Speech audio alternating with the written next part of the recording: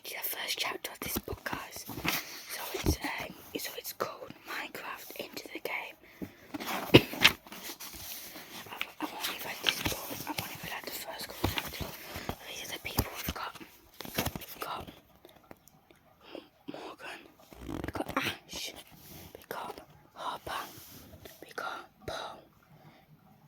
Jodie, I think it is. And Miss Minecraft. And Dr. Culpepper. Okay, so I'm gonna go to the first thing. So, chapter 1: How to start a story without a cliffhanger. 4 figures stood huddled around a single torch. It was the only sort of light in the underground burrow, and they all knew that monsters could not spawn in the light. It was too crowded here, said one figure. We can dig deeper, said the second figure, who was holding a pickaxe. We could make the burrow bigger. No, we can't risk it, said the third figure, who crafted a pickaxe and a torch. I don't have the materials to make more tools, and if they dig too far, we might hit a cave or a mine shaft that might let the monsters in. And the speakers were silent. They all heard it. Something out there was moaning. All 4 of them stood absolutely still. So that's the thing. So I think they could hear zombies up there and mobs. Afterwards, seemed like forever, the moaning moved on. Everyone made eye contact. They nodded and agreed it was gone. I wanted to pinch myself to see if I'm dreaming. One of them said, hold up a blocky hand, but I don't have any fingers here. Here meant in Minecraft as impossible as it seems to fall. All of them were living inside of their favourite video game, really inside it, living it. Minecraft was real. It sounded like good things, but there was problems. They didn't know how to get home into the real world. So guys, that's the end of the first chapter. Wait, that wasn't even the first chapter, that was like the intro. So I will read the next chapter now, okay? So guys, I'm going to read the first chapter now. Chapter 1: Introducing Ash Carpool. No enemy can defeat her. No walls can be kept at her bay. Ash Carpool stood in the shadows of the castle. It was a cursed place with dark windows and tall twisting turners. A flag snapped in the wind. On it was an image of some fearsome beast. It was like we should never seen. A crowd stood in the distance. Any other kid would be afraid right now. Ash thought, but not me. I ate danger for breakfast. Ash had in fact eaten oatmeal for breakfast, as she wasn't standing in front of a spooky old castle either. It was just her new school, what saw at the middle, but the squint at the building was surprising. I could imagine it. So that's her walking into a new school. Why does that look like Minecraft? Haunted forest or a forgotten temple or an alien stronghold on some far-off moon. Any of these places could be better than truth. I was starting at another school as the new kid all over again. The third time in 3 years her family had been forced to move because of her mom's job. She straightened her sash in the part of the wielding scout uniform and displayed dozen of badges and each badge was a reminder. And it displays dozen of badges. Each badge was a reminder of something Ash has done well or a new skill she has mastered. They were like little trophies. They stayed with her no matter what. Many times she was at start she wrote one for good luck. You can't stand in the middle of a staircase like that, said a boy who stepped around her.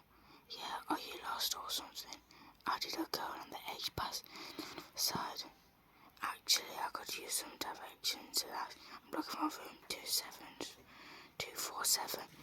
I'm right next to 246 said to go. And 248 said to boy, you can't miss it. As she smiled pleasantly. Thank you, she said. Although their directions had been far from helpful, she tapped her urban exploring badge, which is that badge right there. This wasn't her first time alone as a train. The place was cool. She would find the room 247 and she would face down the pearls and meet along the way. Excuse me, said another impatient voice at her back. But first she really had to stop and stand in the middle of the staircase. Ash was late when she reached 247. She had to slip in unnoticed instead. Every single one of the classmates slid her eyes over her. She walked past him. Please take your seat, said the teacher, shuffling through some papers on the desk. I don't have a seat. I'm new. Oh, you're the new girl. The teacher looked up at her. The woman had frizzy. Hair was frizzy. Her top knot was held in with knitting needles, as if it was a half-used ball of yarn. I'm sorry, dear. I'm sorry.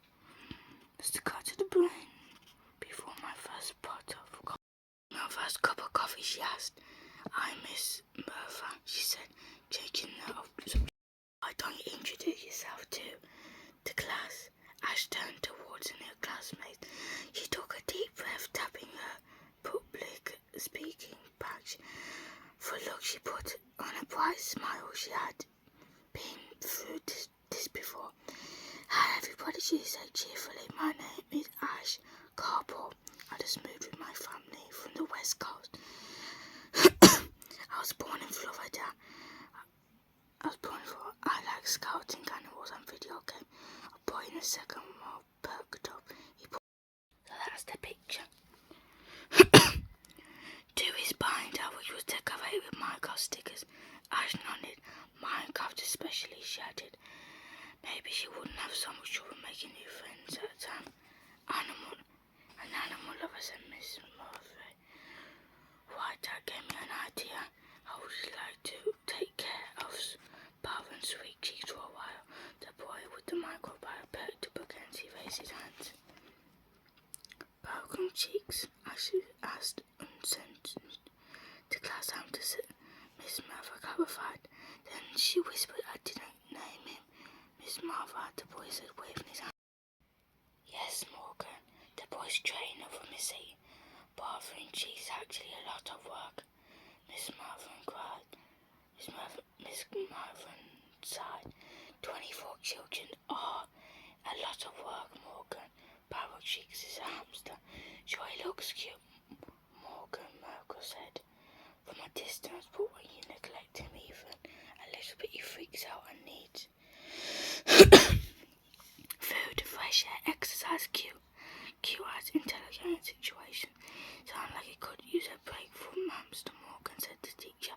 Morgan shook her head. No, I don't mind, I said. I'm happy to help. I'll start today.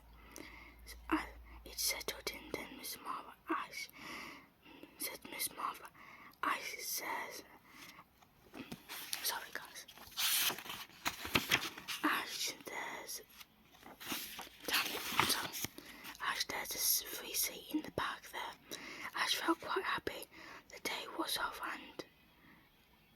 to a good start, and she had so much in common with Morgan. She walked past him. He looked over to the sea. She gave him a friendly little wave. He